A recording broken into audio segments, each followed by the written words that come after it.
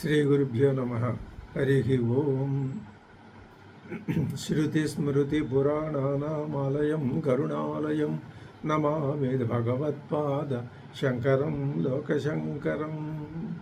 ఓం సహనావతు సహనౌ భునక్తు సహ వీర్యంకరవావహై తేజస్వినావధీతమస్తు మా విద్విషావహై. ఓం శాంతి శాంతి శాంతి.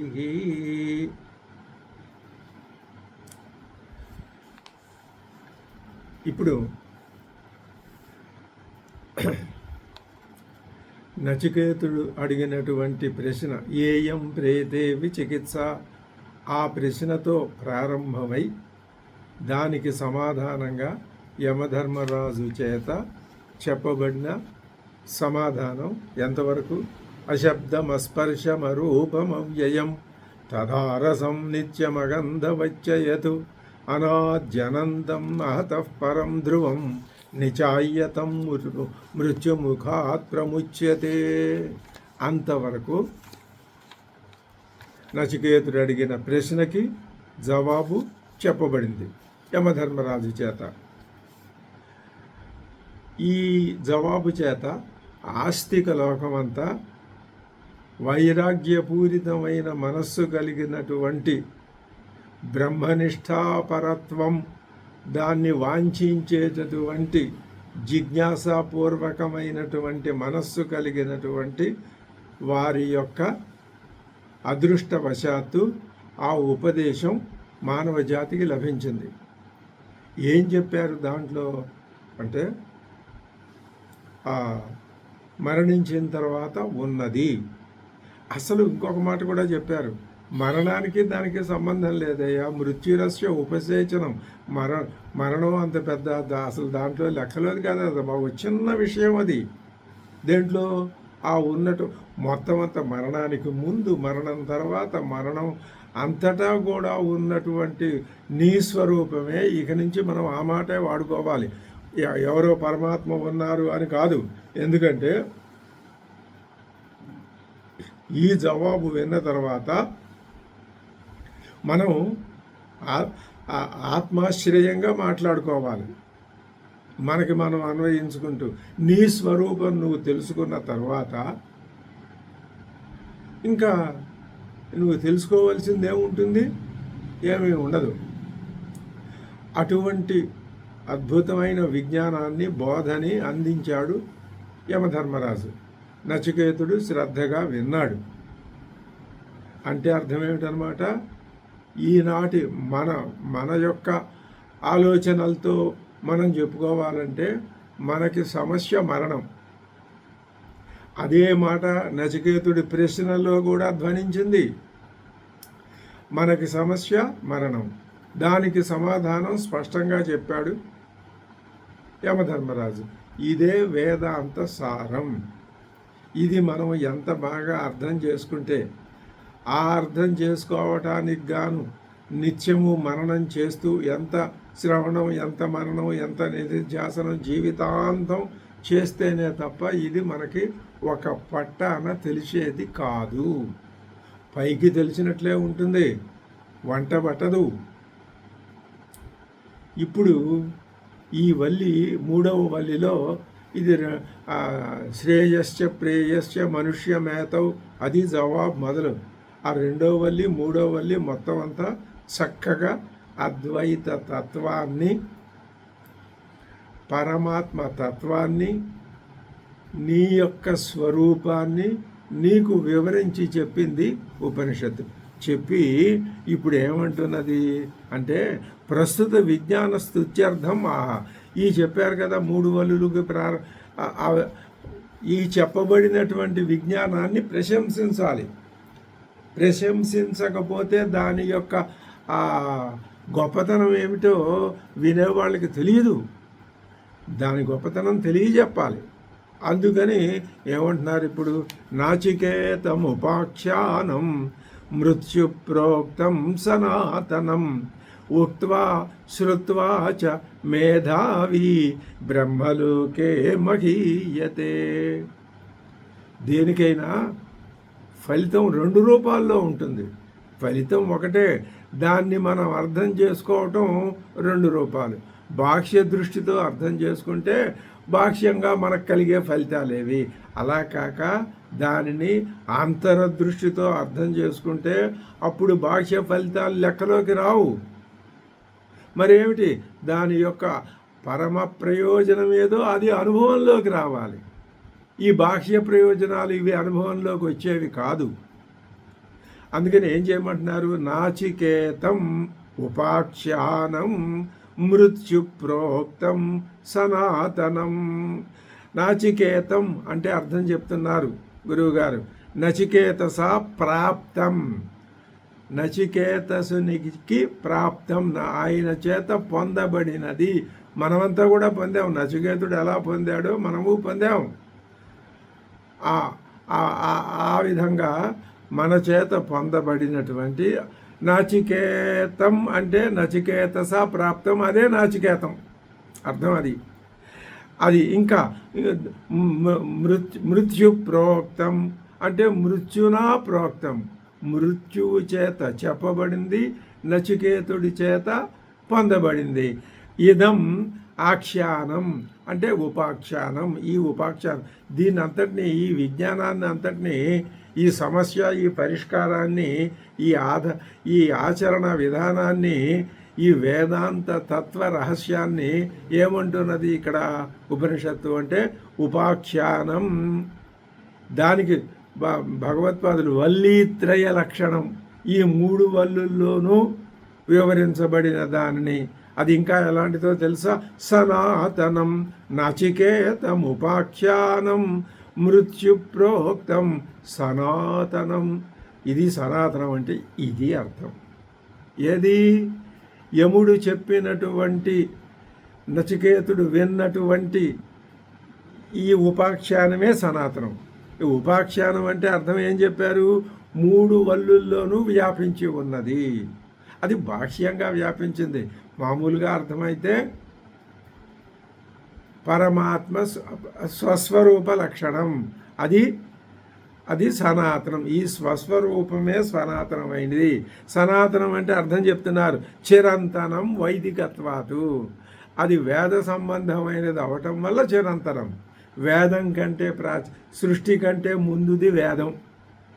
వేదాన్ని బట్టే సృష్టి వచ్చింది కాబట్టి సనాతనం అంటే ఈ సృష్టి కంటే ముందుది కాబట్టి వైదికత్వాత్ సనాతనం ప్రాచీనం. దాన్ని ఉక్త్వా చెప్పి, ఎవరికి చెప్పాలండి? బ్రాహ్మణేభ్య అంటే బ్రహ్మజ్ఞాన నిష్ఠాపరేభ్య, బ్రహ్మజ్ఞానం కావాలని కోరుకునే వాళ్ళకే ఆ మాటకు అర్థం, మరే ఇతర అర్థం కాదు. బ్రహ్మజ్ఞానం ఎవరు కోరుకున్నా వాళ్ళకి ఈ విధమైనటువంటి జ్ఞానాన్ని చెప్పాలి అని చెప్పి బ్రాహ్మణేభ్య. తర్వాత శ్రుత్వాచ వినాలి. ఎక్కడి నుంచి? ఎవరి దగ్గర నుంచి? ఆచార్యేభ్య. నచికేతుడు, యమధర్మరాజు అది మొట్టమొదటి గురు శిష్యుల జంట. ఆ తర్వాత ఎంత పరంపర జరిగింది. కాబట్టి ఇప్పుడు ఈ కాలంలో అయితే అది ఎవరికి చెప్పాలి? వాళ్ళకి బ్రహ్మనిష్టాపరులకి చెప్పాలి. తర్వాత ఆచార్యుల చేత చెప్పబడాలి. ఆ విధంగా గనక జరిగితే ఆ ప్రాప్తి పొందినవాడు ఏమవుతాడు? బ్రహ్మయేవ లోకో బ్రహ్మలోక తస్మిన్ బ్రహ్మలోకే మహీయతే అంటే ఉపాస్య భవతి, గొప్పవాడవుతాడు. అటువంటి వాడు, ఆ విన్నవాడు, అటువంటి ఆచార్యునితే చెప్పబడి ఆ విన్నటువంటి బ్రహ్మ జిజ్ఞాసువైన వాడు బ్రహ్మలోకే మహీయతే. ఆత్మని గురించి తెలుసుకున్నవాడు ఆత్మలోకంలో కాక అనాత్మలోకంలో ఎలా మహీయతే, గొప్పతనాన్ని పొందుతాడు. కాబట్టి ఇది ఫలితం.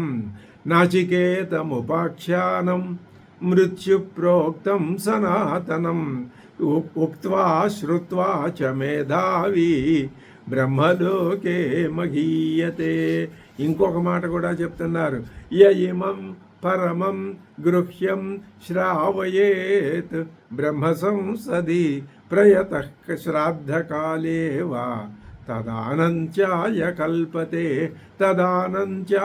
కల్పతే ఇది. ఇప్పుడు ఈ మంత్రవర్ణంతో 3వ వల్లి ముగుస్తోంది. తర్వాత ఇంకా 3 వల్లులు ఉన్నాయి. అవి ఎందుకు వచ్చాయో మనకు భగవత్పాదులు చెప్తారు. ఈ ఆఖరి 3వ వల్లి యొక్క ముగింపుని ఇందాక ఏం చెప్పారు? నాచికేతం ఉపాఖ్యానం విన్నవాడు చెప్పినవాడు కూడా పోని బ్రహ్మలోకే మహీయతే. ఇంకా దాని ప్రయోజనాన్ని ఇంకా బ్రహ్మలోకంలోకి వెళ్ళిపోతే ఎలాగండి? ఈ లోకంలో ఏం ప్రయోజనం లేదా? ఈ లోకంలో ప్రయోజనం ఉంది. ఇది ఏమిటిది అంటే మృత్యువుతో సంబంధమైంది. అసలు నచికేతుడు కూడా ఎవరిని అడిగాడు? ఒక మరణించిన వ్యక్తిని అక్కడ పెట్టి అతన్ని ఉద్దేశించి అడిగాడు కదా. మరణించిన వ్యక్తికి లోకంలో వేదం ఏం చెప్పింది? ఉంటాడు, వాడికి సంస్కారాలు ఉండాలి. అలా వదిలేస్తే దాని వలన నష్టం, మానవ జాతికే నష్టం. వాడికి సంస్కారం జరగాలి. ఎవరు చెయ్యాలి? వారసుడైన వాడు చెయ్యాలి, పుత్రుడైన వాడు చెయ్యాలి. ఆ జరిగే సందర్భానికి కూడా ఈ ఈ ఈ వల్లి యొక్క, ఈ ఆఖ్యాయిక యొక్క ప్రభావాన్ని సందర్భపరచి చెప్తోంది ఉపనిషత్తు. ఏమంటున్నాడు? యహ అంటే యహ కశ్చిత్, ఎవడైనా సరే, ఇమం యహ ఇమం అంటే ఈ గ్రంథం. ఇందాక ఆఖ్యాయిక అన్నారు, ఇప్పుడు ఏమన్నారు? ఈ గ్రంథాన్ని పరమం యహ ఇమం పరమం అంటే ప్రకృష్టం. ఇంకా ఇంతకంటే ప్రకృష్టమైనది, ఉన్నతమైనది లేదు. అటువంటి పరమమైన, ఇంకా గుహ్యం అంటే గోపనీయం, ఇది రహస్యం. ఎవరు పడితే వాళ్ళకి అంటే దాని అర్థం ఏమిటి అంటే ఎవరు పడితే వాళ్ళకి దీనికి దురర్థం తీయకూడదు. దురర్థం అంటే అర్థం ఏమిటనమాట? అది ప్రస్తుతం దాని మనకు తెలిసిందే. ఇలాంటి విమర్శలు ఎప్పుడూ ఉంటాయి. ఎందుకని రహస్యము గోపనీయము అంటే అది ఎవరికి అవసరమో వాళ్ళకే చెప్పాలి. కానీ ఆ అవసరం కూడా, ఇటువంటి అవసరం అన్న వాళ్ళలో కూడా 3 రకాలు ఉంటారు. సరదాగా అవసరం అనేవాళ్ళు, ఏదో చూద్దాంలే కాసేపు విని వెళ్ళిపోదాంలే అనుకునేవాళ్ళు. కాదు, ఏమైనా సరే దీని సంగతి తెలుసుకోవాలి, నేను ఏమైనా సరే దీనివల్ల ఫలితాన్ని పొందాలి అనే సీరియస్ అయినటువంటి ఆ అవసరాన్ని కలిగిన వాళ్ళకి చెప్పాలి తప్ప మిగతా ఎవరికి అనవసరం చెప్పడం. చెప్పిన కొద్దీ విద్య పలసనైపోతుంది. దీన్ని ఏం చేస్తారు వాళ్ళు? ఇష్టం వచ్చిన సందర్భాల్లో ఉపయోగించి దీనికి ఉన్నటువంటి గౌరవాన్ని పోగొడతారు. అదే చెప్తున్నారు. గుహ్యం గోపనీయం శ్రావయేత్ వినిపించాలి. ఎలా వినిపించాలండి? గ్రంథతః అర్థతశ్చ, మూలం చదవాలి, అర్థం కూడా చెప్పాలి. ఎవరికి? బ్రాహ్మణానాం సంసది, బ్రాహ్మణుల యొక్క సభలో. బ్రహ్మ సంసది అంటే బ్రాహ్మణానాం సంసది. ఎలాగా? ప్రయతః అంటే శుచిర్భూత్వ, ఎలా పడితే ఏ స్థితిలో పడితే ఆ స్థితిలో కూర్చుని ఎలా పడితే అలా చెప్పకూడదు. శుచిర్భూత్వ, దానికి కొన్ని నియమాలు ఉన్నాయి. ఆ నియమాల ప్రకారం ఆ శుచి అయి కూర్చుని చెప్పాలి. ఎప్పుడు ఏ సమయంలో చెప్పాలి? శ్రాద్ధకాలేవా, శ్రాద్ధం స్వర్గీయుడైన తన పితృపాదుడికి ఎవరైతే, ఏ వ్యక్తి అయితే పితృమాతృ ఎవరికైనా సరే వాళ్ళిద్దరిలో శ్రాద్ధం పెడుతూ ఉంటాడో వాళ్ళకి అక్కడ బ్రహ్మ సంసత్ ఏర్పడుతుంది. బ్రాహ్మణ సమూహం 2-3 వాళ్ళకి గ్రంథతః అర్థతశ్చ, శ్లోకాలు చదివి వినిపించాలి, వాటి అర్థం కూడా చెప్పాలి. వాళ్ళకి 2 ప్రయోజనాలు వాళ్ళకి తెలుస్తుంది. 2 ఈ చెప్పే ఈ శ్రాద్ధం పెట్టేవాడికి తెలుస్తుంది. తర్వాత అక్కడ ఆత్మస్వరూపులుగా ఉన్నటువంటి పరోక్ష స్వరూపంలో ఉన్నటువంటి ఆ ప్రేతలకు కూడా ఈ భావం అంటుతుంది. అది వాళ్ళ యొక్క ఏదైనా అశుచిత్వం ఉంటే అది పోవటానికి వీలవుతుంది. దీనికి ఇది మేము ఎలా నమ్ముతామని నమ్మనక్కర్లేదు. పోనీ ఇది ఇటువంటి వాతావరణం ఏర్పడుతుంది కదా. పోనీ ఈ పెట్టేవాడైనా ఒకప్పటికి పోవాలి కదా, వాడు ఇప్పటి నుంచైనా తెలుసుకుంటాడు కదా. ఈ విధంగా పితరులకు కూడా ఉపకారం జరుగుతుంది, ఆ భోక్తలకు ఉపకారం జరుగుతుంది. ఇదంతా అది నడిపించే ఆ ఆచార్యుడి మీద, పురోహితుడి మీద ఉంటుంది. అదే శ్రాద్ధం అస్య ఆనంత్యాయ కల్పతే, వాడికి ఆనంత్యత్వాన్ని పొందింపజేస్తుంది. ఆ ఆనంత్యత్వం అంటే అర్థం చెప్తున్నారు భగవత్పాదులు, అనంత ఫలాయ. లేకపోతే ఇప్పుడు చెప్పుకున్నట్టు కాకపోతే దీనికి ఫలితం ఏమిటి? ఇక్కడ వాళ్ళు ఉన్నారు, ఆ భోక్తలు ఉన్నారు, ఈ ఈ కర్త ఉన్నాడు, యజమాని ఉన్నాడు, ఇంకా వీళ్ళ బంధువులు, వీళ్ళందరూ వింటారు. విని వాళ్ళ మనస్సుల్లో ఈ ఈ అస్థి నాస్తి అనే ఈ విచికిత్స యొక్క పర్యవసానం స్పష్టంగా తెలుస్తుంది. ఇది కూడా ఒక సందర్భమే. ఇంతకంటే ఉన్నతమైన సందర్భం ఇంతకు ముందు శ్లోకంలో చెప్పారు. బ్రహ్మనిష్ఠుడు ఎవరైనా కోరుకుని వచ్చి ఆచార్యుడిని యొక్క నమస్కారం చేసి నాకు చెప్పండి అంటే వాడికి ఈ సందర్భం అక్కర్లేదు, చెప్పచ్చు. రెండవది ఇది సందర్భం. ఎందుకని అంటే సరే ఆ ప్రేతలు వాళ్ళ సంగతి అలా ఉంచుదాం, మన రుజువులు అవి సాక్ష్యాలు ఉండవు కాబట్టి. కానీ వీళ్ళు కూడా ఒకప్పుడు ఆ స్థితికి రావాలిగా. కాబట్టి వీళ్ళకు కూడా హృదయంలో ఆ విధమైనటువంటి భావాలు, ఆ ఊహలు అవి కలగాలి. అందుకోసమే చెప్పండి. అనంత ఫలాయ కల్పతే ద్విర్వచనం అధ్యాయ పరిసమాప్త్యర్థం. 2 సార్లు ఎందుకు చెప్పారండి అధ్యాయం? అది ఉపనిషత్తు యొక్క పద్ధతి.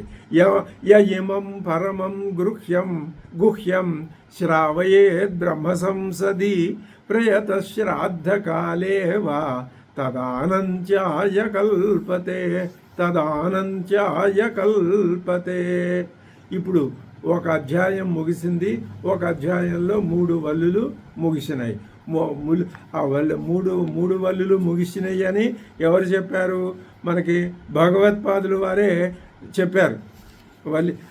వల్లీత్రయ విస్తృతం అని వల్లీత్రయ లక్షణం అని చెప్పారుగా. కాబట్టి ఇది దీంట్లో ఉన్నటువంటి ఆ భాగాలకు వల్లులు, 3 వల్లులు ఒక భాగం, మరొక 3 వల్లులు ఒక భాగం. అది ఇంకా ఇప్పుడు 2వ అధ్యాయం ప్రారంభమవుతున్నది. ఇందులో 3 వల్లులు ఉన్నాయి. ఇంకేముందండి, అయిపోయింది కదా, చెప్పవలసింది. ఆ నచికేతుడు అడిగిన ప్రశ్నకి జవాబు చెప్పారు, ఇంకా మాకేం లేదు, థీరీ చెప్పేశారు. ఇలా చెప్పుకోవచ్చు మనం, థీరీ చెప్పేశారు. ఇంకా ప్రాక్టికల్స్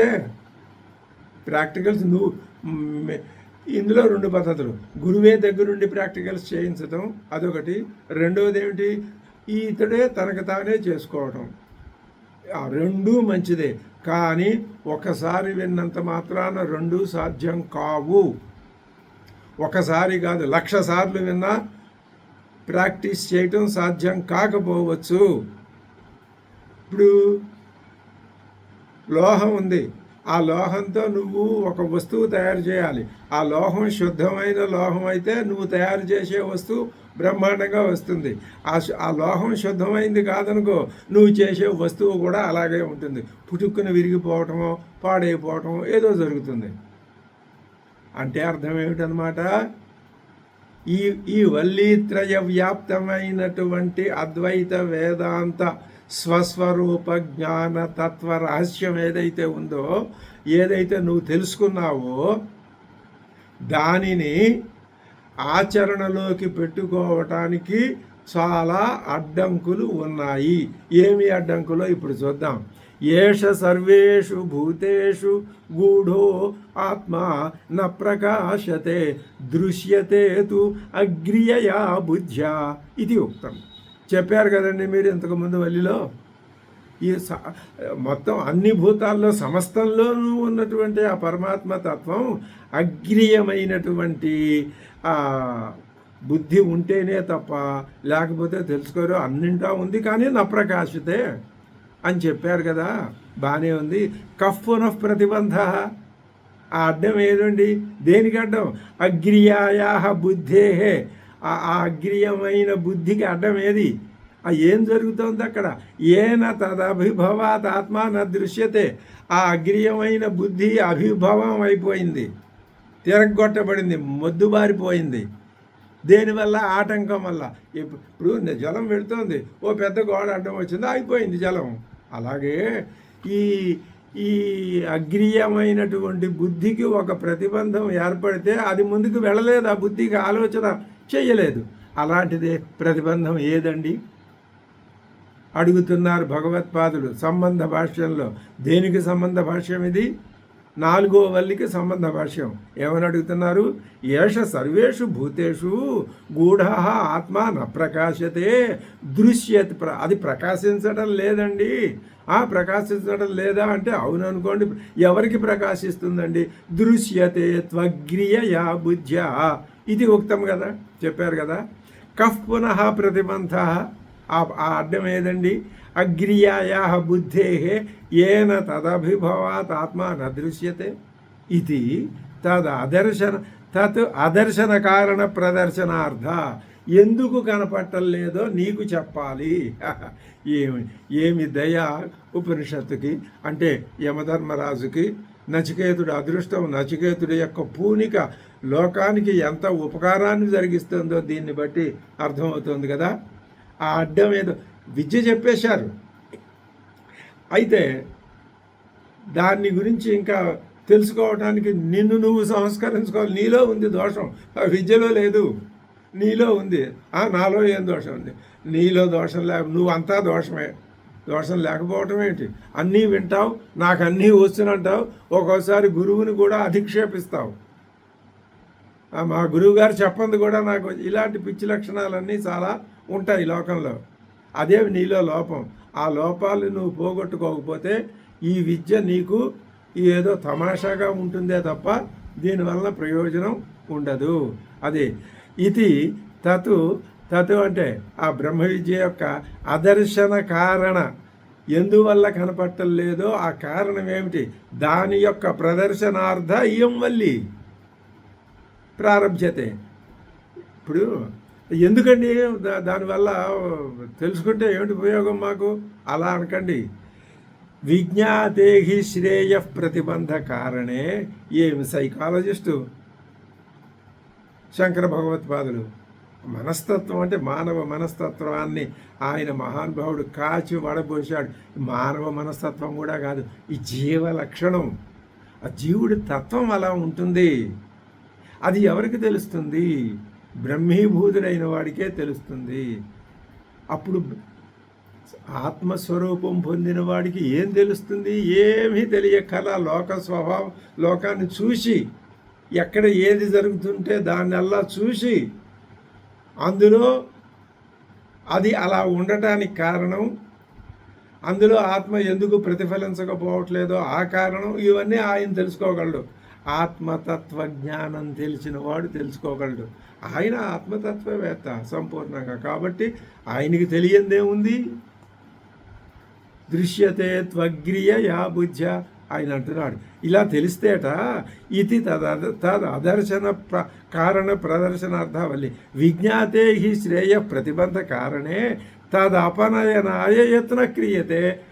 అడ్డమేదో తెలిస్తేనే కదయా అడ్డం పోగొట్టుకోవటానికి నువ్వు యత్న క్రియతే, నువ్వు ప్రయత్నం చేస్తావు. ఆరబ్ధం శక్యతే, యత్న ఆరబ్ధం శక్యతే నా అన్యదా. ఆ ప్రతిబంధం పోగొట్టుకోకపోతే నీకు జరగదు. ప్రతిబంధం పోగొట్టుకోవాలంటే ఆ ప్రతిబంధక స్వరూపం ఏమిటో తెలుసుకోవాలి. ఇక్కడే పురాణాలు ఎందుకు వచ్చినాయి? ఇదే కారణం, అద్భుతమైన కారణం. నీకు ఈ ప్రపంచం అర్థమై, సృష్టి అర్థమైతేనే కానీ దీన్ని నువ్వు వదిలించుకోలేవు. అంతే తప్ప ఇది వదిలేసి నేను తపస్సు ఇలాంటివి చేస్తాను, అది అలాంటి పనులు సాధ్యం కాదు. ఎంతసేపు నువ్వు ఏం చేయాలి? అలాగా అని చెప్పి ఆత్మతత్వాన్ని శ్రవణ మననాలు అది మానేయమని కాదు, ఆ ప్రక్రియ జరుగుతూ ఉండాలి. ఈ సమన్వయం కూడా చేసుకుంటూ ఉండాలి. ఇది చెప్తున్నారు. ఏమని చెప్తున్నారు? పరాంచికాని వ్యతృణత్ స్వయంభూ తస్మాత్ పరాం పశ్యతి నాంతరాత్మన్ కశ్చిద్ధీర ప్రత్యగాత్మానమైక్షతు ఆవృత్తచక్షు అమృతత్వం ఇచ్చన్. అద్భుతమైన విధానం. కరెక్ట్. ఇప్పుడు ఒక నిపుణుడైనటువంటి వైద్యుడు ఆయన దగ్గరికి ఒక రోగి వస్తే చూసి చూడటంతో గ్రహిస్తాడు. ఊరికినే ఆ రోగిని అడుగుతాడు 1-2 ప్రశ్నలు. అడిగేసరికి ఆ రోగి చెప్పేసరికల్లా వెంటనే ఆ వైద్యుడు గ్రహించేస్తాడు. అది నైపుణ్యం అంటే. అటువంటి నైపుణ్యపూరితమైనటువంటి ఉపదేశం శ్లోకం ఇది. ఏమంటున్నారు? పరాంచికాని వ్యతృణత్ స్వయంభూ తస్మాత్ పరాం పశ్యతి నాంతరాత్మన్ కశ్చిద్ధీర ప్రత్యగాత్మానమైక్షతు ఆవృత్తచక్షు అమృతత్వం ఇచ్చన్ను. అసలు ఎక్కడ మొదలైంది ఉపదేశం మనకి అంటే, నీ యొక్క ఈ ఉన్నాయే ఇంద్రియాలు, ఇంద్రియేభ్య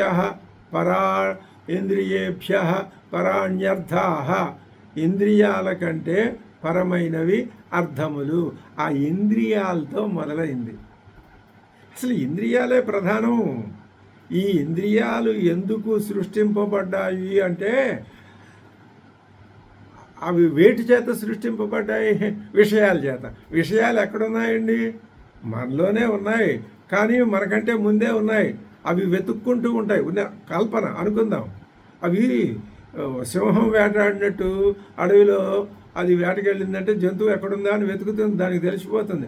అలాగే ఆ గుణాల్లో కామక్రోధం బాగా తీవ్రంగా ఉన్నాయనుకోండి, అవి వెళ్ళి ఏం చేస్తాయి? అది ఇందాక మనం ఒక లోహం ఉదాహరణ చెప్పుకున్నాం. అలాంటి లోహం ఎక్కడ దొరుకుతుందా అని చూసి టక్కుమని పట్టుకుని అందులో ప్రవేశిస్తాయి. అక్కడి నుంచి తల్లి తండ్రి ఈ గర్భధారణం ఇవన్నీ వస్తాయి. అదే పద్ధతి. అదిగో అటువంటి ఆ గుణాలే ఆ శరీరాన్ని తయారు చేసుకున్నాయి. అక్కడి నుంచి మొదలైంది బోధ. ఎలా పోగొట్టుకోవాలో థీరీ బ్రహ్మాండంగా చెప్పారు. ఇప్పుడు ఆ పోగొట్టుకునే పద్ధతిలో అడ్డాలే వస్తున్నాయో అవి చెప్తున్నారు. పరాంచికాని వ్యతృణత్ స్వయంభూ.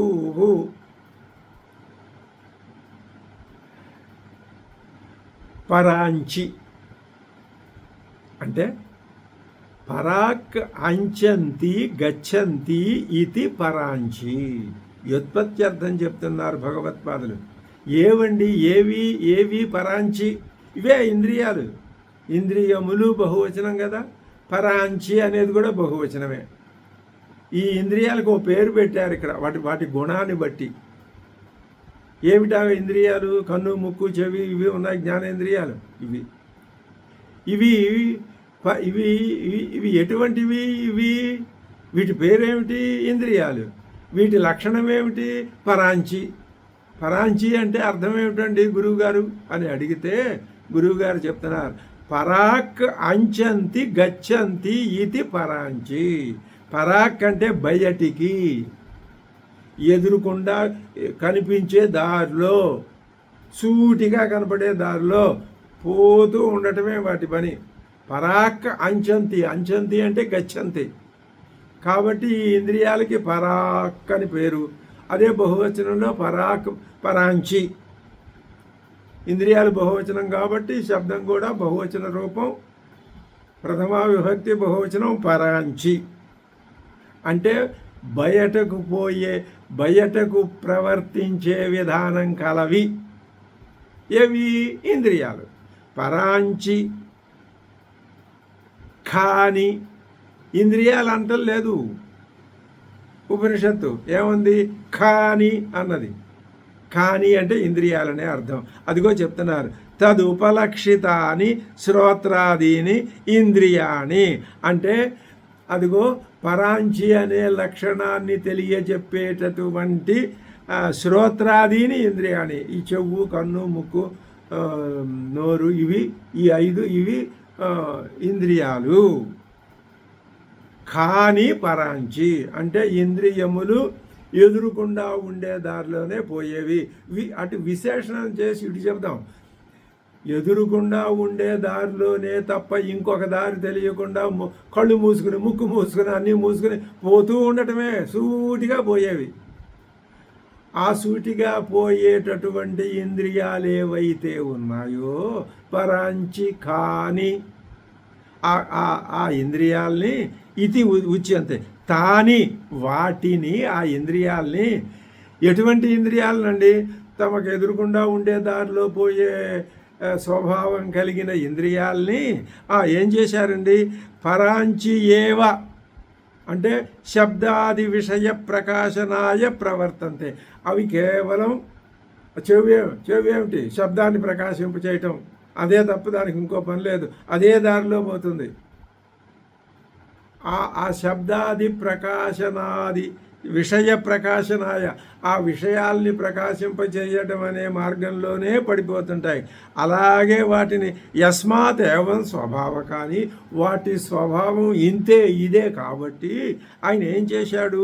వ్యతృణతు అంటే అలా పట్టుకుని గట్టిగా స్క్రూ బిగించినట్టు బిగించి పారేశాడు. హింసితవాన్, హననం కృతవాన్ ఇత్యర్థ. ఇంకా అది అటు ఇటు బెసగడానికి వీల్లేదన్నమాట. ఎవరండి అలా చేసింది? వ్యతృణతు చేసిన వారు, వ్యతృణతు చేసెను, హింసించెను. వెంటనే ఎవరండి మా ఇంద్రియాలను ఆ విధంగా హింసించిన ఆ దుర్మార్గుడు ఎవరండి? చెప్పండి మాకు అని ఆలోచన వచ్చేస్తుంది. ఎవరంటే చెప్పమంటావా? కహసౌ స్వయంభూ. స్వయంభూ ఎవరా? స్వయంభూ పరమేశ్వర. ఈ కొత్తగా ఇప్పుడు ఈ ఉపనిషత్తులో పరమేశ్వర అనే మాట వచ్చింది. ఇది ఎందుకు వచ్చిందండి? ఇప్పటిదాకా పరమ ఆత్మ అని, స్వస్వరూపమని ఇలా ఈ విధంగా చెప్పిన ఉపనిషత్తు ఇప్పుడు పరమేశ్వర అని ఎందుకందండి? ఎందుకంది అంటే మరి నీకు సంబంధించిన ఈ ద్వైతానికి సంబంధించిన, లోకానికి సంబంధించిన విషయాన్ని చెప్పాలి అంటే మరి ఆ ఆత్మకి అసలు ఈ లోకంతో సంబంధం లేదు. ఈ లోకంలో ఎవరిని నియమించింది ఆత్మ అంటే ఒక పరమేశ్వరుడు. ఓ పెద్ద మేనేజర్ గారిని పెట్టింది అనుకోండి, ఆ మేనేజర్ గారే పరమేశ్వరుడు. ఈ పరమేశ్వరుడు ఎవరో కాదు, ఆత్మే, అది మళ్ళీ వేరే. ఆ పరమేశ్వర ఆయన ఏం చేశాడు? స్వయంభూ అని ఎందుకన్నారండి ఆ పరమేశ్వరుణ్ణి అంటే స్వయం ఏవ స్వతంత్రో భవతి సర్వదా నా పరతంత్ర. ఆయన్ని నడిపించేవాడు ఎవడూ లేడు, ఆయన తనంతట తానే నడుస్తాడు, అంతే. ఆయన తనంతట తానే వ్యవహరిస్తాడు తప్ప ఆయన మెడపట్టుకుని అడు తిప్పి ఈడు తిప్పి కేన ప్రేషితం మనహ అని ఆ మనసుని ఎవడో మెడ మీద పట్టుకుని ఇలా తోస్తే మనస్సు పడి అలాంటిది ఏమి ఉండదు ఆయనకి. అందుకనే ఆయన ఈశ్వరుడు. ఈశ్వరుడే కాదు, పరమేశ్వరుడు. ఇదే అర్థాన్ని ఈశావాస్యం, అటువంటి ఈశ్వరుడి చేత కప్పివేయి. వెంటనే 2వ లైన్లోనే అక్కడ ఈశ్వరుడు అంటే ఆత్మ యాథాత్మ్యం అని అర్థం చెప్పారు మనకి ఈశావాస్యోపనిషత్తులో. పరమేశ్వరుడే లోకంతో ఆపేక్ష ఉన్నప్పుడు, లోకాపేక్ష లేకపోతే పరమాత్మే. ఇదే అద్భుతమైన మాట. పరమాత్మ ఎప్పుడు లోక అపేక్ష లేకపోతే, లోకంతో రిలేషన్ వచ్చి లోకంతో అపేక్ష వస్తే అప్పుడు ఈశ్వరుడు. ఏమే మరి ఎందుకంటే ఈ ఈశ్వరుడినే పట్టుకొని మేము వేలాడాలి? అక్కర్లా. నువ్వు తెలుసుకో నెమ్మదిగా ఈశ్వరుడే నిన్ను ఆ పరమాత్మలో కలిపారు, అప్పుడు నువ్వు తెలుసుకుంటావు. సరే, ఆయన ఏం చేశాడు? స్వతంత్రో భవతి సర్వదా నా పరతంత్ర ఇది. తస్మాత్ పరాగ్రూపాన్ అనాత్మభూతాన్ శబ్దాదీన్ పశ్యతి ఉపలభతే ఉపలబ్ధ నా అంతరాత్మన్. అది పరాంచిఖాని వ్యతృణత్ స్వయంభూ. ఆ పరమేశ్వరుడు కానీ ఇంద్రియములను పరాంచి వ్యతృణతు సూటిగా వ్యవహరించే వాటిగానే బిగించి పారేశాడు. తస్మాత్ అందువలన పరాంగ్ పశ్యతి, పరాక్ రూపాలనే అంటే ఎదురుకుండా ఉండ వాటితోటే వ్యవహరిస్తాయి తప్ప అవి ఏమిటి ఎదురుకుండా ఉండేవి? అనాత్మభూతాన్, అనాత్మకు సంబంధించిన ఎదురుకుండా ఉండే వాటితోటే ఆ ఇంద్రియాలు డీలింగ్ చేస్తాయి తప్ప నా అంతరాత్మన్. అంతరాత్మ అంటే సాక్షి రూపంగా ఉండి దాని వెనక ఉండి దాన్ని గమనించే వాటిని, ఈ ఇంద్రియాల వెనక ఉండి వాటిని గమనించే వాటిని ఇంద్రియేభ్య పరాక్ష్యర్థా, అర్థాలు వాటి వెనక ఉన్నాయని ఇంద్రియాలు గ్రహించలేవు. అది అక్కడి నుంచి మొదలైంది సాధన, మళ్ళీ అక్కడికి తీసుకొచ్చింది ఉపనిషత్తు. అద్భుతమైన విషయం. సమస్య ఎక్కడుంది? ఈ ఇంద్రియ మనం ఎంతసేపు చెప్పుకున్నామో మనకు గుర్తుంది. అక్కడ ఇంద్రియేభ్య పరాహ్యర్థ అన్నప్పుడు ఆ ఇంద్రియాలు మన ఏ విధంగా ముంచుతున్నాయో అది మనం చెప్పుకున్నాం. సమస్య ఎక్కడుంది? ఈ మొత్తానికి ఇంద్రియాల్లో ఉన్నది. అందుకని మళ్ళీ డాక్టర్ గారు ఎక్కడికి వచ్చాడు? ఇప్పుడు మళ్ళీ ఇంద్రియాల దగ్గరికి వచ్చాడు. తస్మాత్ పరాంగ్ అంటే పరాగ్రూపాన్ అనాత్మభూతాన్ పశ్యతి, శబ్దాదీన్ పశ్యతి, అంతే తప్ప నా ఉపలభతే నా అంతరాత్మన్, నా అంతరాత్మానం. అంతరాత్మానం అంటే తన వెనక ఉండి తనను గమనించే వాటిని, తన పుట్టుకకి కారణమైన వాటిని, తనని లోపల ప్రవిలాపనం చేసుకున్న వాటిని, తనకి స్వరూపమైన వాటిని నా పశ్యతి చూడలేదు. ఏవం స్వభావే అపి, ఈ ఇంద్రియాల యొక్క స్వభావం ఏవం స్వభావం అంటే ఇంతే, వీటి కర్మ ఇంతే, వీటి పరిస్థితి ఇంతే, వీటి యొక్క స్థితి అంతే. అయినా లోక పరిస్థితి ఇంతే అయినప్పటికీ కశ్చిత్ ఒకనొకడు ఉంటాడండి మహానుభావుడు, బ్రహ్మజ్ఞానం కోసం తహతహలాడిపోయేవాడు. ఆయన ఏం చేస్తాడు? నద్యాః ప్రతిస్రోత ప్రవర్తనమివ, నద్యాః ప్రతిస్రోత ప్రవర్తనం. అతడి ప్రవర్తనం ఎలా ఉంటుంది చూశారా? నది యొక్క స్రోతస్సుకు ఎదురు పెడతాడు. నది ఏమిటి, స్రోతస్సు ఏమిటి, ఎదురు వెళ్ళటం ఏమిటండి? నది సంసారం అయ్యా. సంసారం అనే నది మామూలుగా నది ఏం చేస్తుంది? గోదావరి చూశాంగా, చూస్తుంటే ఒడ్డున నుంచుని కళ్ళు చెదిరిపోతాయి. మనం కళ్ళు తిరిగి అందులో పడిపోతామా అనిపిస్తుంది. పెద్ద వరదలు వచ్చినప్పుడు అంత మహావేగంతో అది స్రోతస్సు వెళ్ళిపోతూ ఉంటుంది.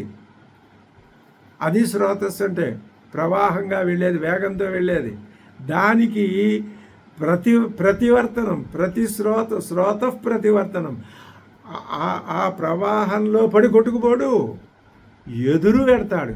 అంటే ఇంద్రియాలు వాటంతట వెళ్ళిపోతుంటే వెళ్లకుండా వాటిని వెనక్కి మళ్ళిస్తాడు అని అర్థం. అది ఇవ ధీర ధీమాన్ వివేకవంతుడైన వాడు ఏం చేస్తాడు? ప్రత్యేగాత్మానం అంటే తనని వెనక నుంచి గమనించే ఆత్మని, ఇగో ప్రత్యేగాత్మానం అంటే అర్థం చెప్తున్నారు, విగ్రహవాక్యం చెప్తున్నారు గురువుగారు. ఏమని? ప్రత్యక్ష అసౌచ ఆత్మాచ ఇది ప్రత్యేగాత్మ. అదేమో పరాక్, ఇదేమో ప్రత్యక్. రెండు శబ్దాలు, అద్భుతమైన శబ్దాలు. పరాక్ అంటే ఏ సూటిగానే తప్ప అటు ఇటు పక్కలకి వెనక్కి చూసేది లేదు, ముందుకే పోవడం. ఒక గొర్రె వెళ్ళి దూకితే మిగతా గొర్రెలని పోయినట్టే ఇవి అలాగే పోతూ ఉంటాయి. ప్రత్యేగాత్మ అంటే ప్రత్యక్ష అసౌ ఆత్మాచ, ఈ ఆత్మ వెనకుంది. ఈ పరాక్ ఆత్మ కాదు, ఇదే అనాత్మ. ఇది ప్రత్యక్షం ఉన్నదే ఆత్మ. అది తేడా, ఆత్మకే అనాత్మకి తేడా. ప్రత్యక్షాసో ఆత్మాచ ఇది ప్రత్యేగాత్మ. ప్రతీచి ఏవ ఆత్మశబ్దం రూఢో లోకే నా అన్యస్మిన్. ఈ ఆత్మశబ్దం అనేది ఆత్మ అనే పదాన్ని అంతర్గత ప్రతీచి అనే అర్థంలో మాత్రమే ఇది రూఢమై ఉన్నది, వేరే దాంట్లో లేదు. ఆత్మశబ్దాన్ని రూఢిగాను తర్వాత వ్యుత్పత్తి పరంగాను చెప్తున్నారు భగవత్పాదులు. ఏమంటున్నారు అంటే ప్రతీచి ఏవో ఆత్మశబ్దం రూఢంలోకే, అది స్వరూపంగానే ఆత్మ అనే అర్థం, ఆత్మ అనే శబ్దం లోకంలో ఉపయోగించబడుతోందే తప్ప మరొక అర్థంలో కాదు. నా ఆత్మ, ఇదిగో నా పెన్ను నా ఆత్మ, లేకపోతే నా ఫోన్ నా ఆత్మ, ఇలా ఎవరో అనరు. అంటే అర్థం ఏమిటనమాట? ప్రతీచి ఏవా, సాక్షిగా ఉన్నదానికి అర్థంలోనే, లోపల ఉన్నది అనే అర్థంలోనే, స్వరూపం అనే అర్థంలోనే, అంతరతమైన సారం అనే అర్థంలోనే రూఢో లోకే. అంతేకాదట, వ్యుత్పత్తి పక్షే అపి తత్ర ఏవ ఆత్మశబ్దో వర్తతే. వ్యుత్పత్తి కూడా అలాగేనట. ఏమిటా వ్యుత్పత్తి? యచ్చాప్నోతి యదాదత్తే యచ్చ అత్తి విషయానిహ యశ్చాస్య సంతతో భావః తస్మాత్ ఆత్మేతి కీర్త్యతే. ఆత్మశబ్ద వ్యుత్పత్తి స్మరణాతు. ఆత్మశబ్ద వ్యుత్పత్తిని ఈ విధంగా చెప్పారు. ఏమని చెప్పారు అంటే, ఇంకేం చెప్తున్నారు ఇప్పుడు అంటే, యచ్చ ఆప్నోతి, ఏదైతే ఆత్మశబ్దం ఇంతవరకు ఆప్నోతి, తన యొక్క ప్రకాశం చేత ప్రతి వస్తువుని ఆప్నోతి పొందుతున్నదో, అలాగే యత్ ఆదత్తే, తన యొక్క అన్నింటినీ తన యందు విలీనము చేసుకుంటున్నదో, యచ్చ అత్తి, అన్నింటినీ లోపలికి తీసేసుకుంటున్నదో, యశ్చ అస్య సంతతో భావ, ఎప్పుడూ ఉంటున్నాను అనే తత్వంతో కలిసి ఉంటుందో అది ఆత్మ. అంటే యచ్చ ఆప్నోతి. ఆప్నోతి అన్నప్పుడు ఇక్కడ ధాతువు ప్రకృతి ప్రత్యయం రూపం అది చెప్తే, ఆప్లు వ్యాప్తవు అంటే ప్రతిదాన్ని వ్యాపిస్తుంది. దీని చేత వ్యాపింపబడనేది ఏదీ లేదు. అది యద ఆదత్తే. ఆదత్తే అనే దానికి దానే ఆదత్తే అంటే అన్నింటినీ తనలో విలీనం చేసుకుంటుంది. అలాగే యచ్చ అత్తి. అత్తి అంటే ఆ ధాతువు అక్కడ అధభక్షణే, అన్నింటినీ లోపలికి మింగేస్తుంది. అలాగే యశ్చాస్య సంతతో భావ. సంతతో భావ అంటే అది కూడా ఆత్మే. అక్కడ అర్థం సాతత్యగమనే అంటే నిరంతరం అంతటా వ్యాపించి ఉండటం. ఈ 4 రకాల ఈ ఆత్మ అనే శబ్దానికి, ఈ క్రియకి ఈ 4 రకాలుగాను ఆత్మ అనే క్రియ అర్థవంతమైందే. కాబట్టి ఆత్మ అనేది ఆ పరాక్ అనే దానికి వ్యతిరేకం అని ఆత్మశబ్దం యొక్క వ్యుత్పత్తి వలన మనకి తెలుస్తున్నది. బాగుందండి. తం, అటువంటి ఆత్మని, ఏ ఆత్మనని చెప్పారు? తం ప్రత్యేగాత్మానం, అదే చెప్పినారు. పరాంచిఖాని వ్యతృణ స్వయంభూ తస్మాత్ పరాంగ్ పశ్యతి అంతరాత్మన్ కశ్చిద్ధీర. ప్రత్యేగాత్మానం. ప్రత్యేగాత్మానం అన్నదానికి ఇంత వివరం చెప్పారు. ఆ ప్రత్యేగాత్మానం అంటే స్వభావం. భగవత్పాదులు అర్థం చెప్తున్నారు మనకి. ఇదే ఎప్పుడు చెప్పినా ఇదే మాట. ఇది ఎంత బాగా మనకి మనస్సుకు పడితే మనకు అంత సుఖం. తన యొక్క స్వభావం. అందులో ఉంది మళ్ళీ. స్వభావమును ఐక్షతు అపశ్యతు అంటే పశ్యతి ఇది అర్థ. ఛందసి కారణీయమాత్. కథం పశ్యతి, ఎలా చూస్తాడండి అంటే, ఆవృత్త చక్షు. ఆవృత్తం యావృత్తం చక్షు శ్రోత్రాదికం ఇంద్రియజాతం అశేష విషయాత్ యస్య సహ ఆవృత్త చక్షు అంటే వెనక్కి తిప్పబడినటువంటి చక్షువులు కలవాడ. ఈ కళ్ళు ఇటు చూడటం కాదు, వెనక్కి తిరిగి చూడాలి. ఆవృత్త శ్రోతృ అని ఈ విధంగా ఇంద్రియాలు వెనక్కి తిరిగి వాటిని వెనక్కి తిప్పుకోగలిగిన సామర్థ్యం కలవాడై కశ్చిద్ధీర వాటి యొక్క నిజస్థితిని తెలుసుకుంటాడు. నహి బాహ్య విషయాలోచన పరత్వం ప్రత్యేగాత్మేక్షణంచ ఏకస్య సంభవతి. అద్భుతమైన మాట. నేను బాహ్యంగానూ చూస్తాను, ఆంతరంగానూ చూస్తాను, ఇది అసంభవం. ఎప్పుడైతే నీకు ప్రత్యేగాత్మ దృక్పథం ఏర్పడుతుందో క్రమక్రమంగా ఇదే సాధన, నీలో పరాక్తత్వం క్రమక్రమంగా రూపు మాసిపోతుంది. అదే ప్రవిలాపనం. ప్రవిలాప్యాన్ని ఇంతకుముందు చెప్పారు, అదే ప్రవిలాపనం. కాబట్టి ఇప్పుడు మనం ఏం చేసుకోవాలి? సాధన నిత్యం సాక్షిభూతం, ప్రత్యేగాత్మ, ప్రత్యేకతత్వం, పరాంచి కాదు, ప్రత్యేకతత్వాన్ని బాగా ఆలోచించి అర్థం చేసుకుంటూ ఉంటే అదే తత్వం అలవాటు పడుతుంది. అదే మొదటి మెట్టు. కిమర్థం పునః యుద్ధం మహతా ప్రయాసన. ఎందుకంటే ఇంత పెద్ద ప్రయాస? స్వభావ ప్రవృత్తి నిరోధం. అసలు ఇది స్వభావం కాదు కదండి. నీళ్ళకి స్వభావం పోవటమే, మరి వెనక్కి తిప్పుతామంటారేంటి మీరు? అదిగో ఆ శ్రోతస్సుకి వ్యతిరేకం తిరిగినట్టు ధీర అంటే అదే అర్థం చెప్పారు కదా. ధీర ప్రత్యేగాత్మానం పశ్యతి. ఎందుకండి అలాగా అని అడిగితే చెప్తున్నారు, అమృతత్వం, అమరణ ధర్మం, నిత్య స్వభావం ఇచ్చన్నాత్మన. అది ప్రయోజనం. ఈ వేదాంత శ్రవణ మరణ నిధిధ్యాసనాలు ఈ మొత్తానికి ప్రయోజనం ఏమిటి? అమృతత్వమే. ఇది జవాబు. దేనికి జవాబు?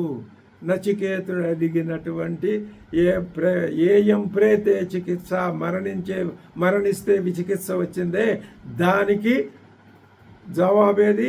అమరణ ధర్మం.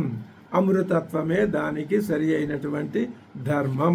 ఈ విధంగా ఈ 4వ వల్లిలో, అది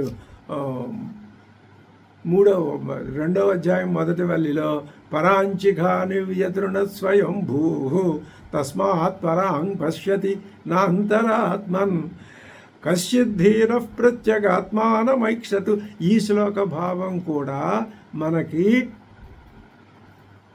సాధనలో ఒక మార్గదర్శకాన్ని, ఇప్పుడు రోడ్డు మీద పెడుతూ ఉంటే అనేక గుర్తులుంటాయి, అనేక చిహ్నాలు ఉంటాయి.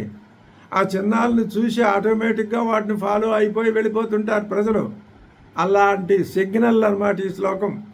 దీన్ని మనం గుర్తుకుని, కశ్చిద్ధీర ప్రత్యేగాత్మానమైక్షతు ఆవృత్తచక్షు అమృతత్వం ఇచ్చన్ను. ఓం సహనావతు సహనౌ భునక్తు సహ వీర్యంకరవావహై తేజస్వినావధీతమస్తు మా విద్విషావహై. ఓం శాంతి శాంతి శాంతి.